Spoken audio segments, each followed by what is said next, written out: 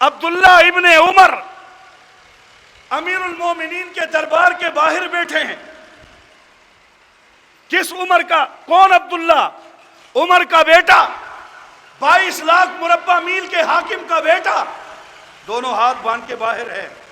اتنے میں 17 سالہ نوجوان، عمر کا برادر نسبتی، عمر کی گھر والی کا بھائی، عمر کی گھر والی کا بھائی، اور باہر خود بیٹا موجود ہے.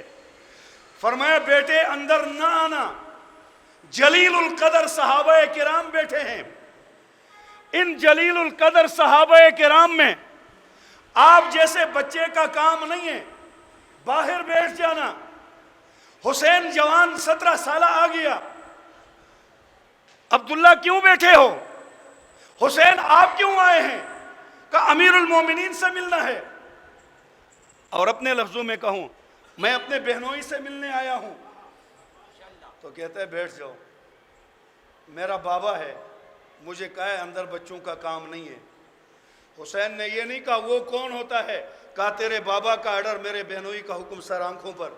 حسین بھی بیٹھ جاتا ہے. اجلاس ختم ہوا، صحابہ کی شورا باہر نکلی.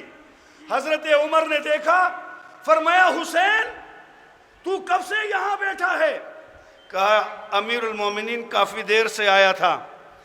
جب آپ کے بیٹے کو باہر بیٹے دیکھا اور پتہ چلا امیر المومنین نے بچوں کو اندر آنے سے منع کیا ہے، قانون ہے بڑے صحابہ بیٹھے ہوں، بدری بیٹھے ہوں تو وہاں چھوٹے نہ آئیں.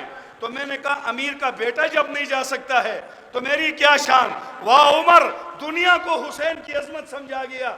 فرمایا عمر کی آنکھوں سے آنسو آئے. کہا اے حسین بے شک یہ قانون عمر کے بیٹے عبداللہ کے لیے ہے.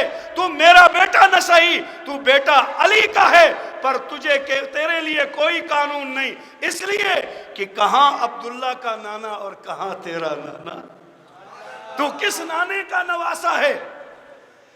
تو سارے قانون سے مستثنا ہے. تو جب چاہے امیر المومنین کے دربار میں آ سکتا ہے، جب چاہے یہاں سے جا سکتا ہے. عمر کا بیٹا ایسا نہیں کر سکتا جو تیرے لیے اجازت ہے. مولانا فرید اللہ حیدری صاحب کے مکمل بیانات کو سننے کے لیے ان کے آفیشیل چینل مولانا فرید اللہ حیدری کو وزٹ کریں. چینل کا لنک کامنٹس اور ڈسکرپشن میں موجود ہے. جزاک اللہ خیر.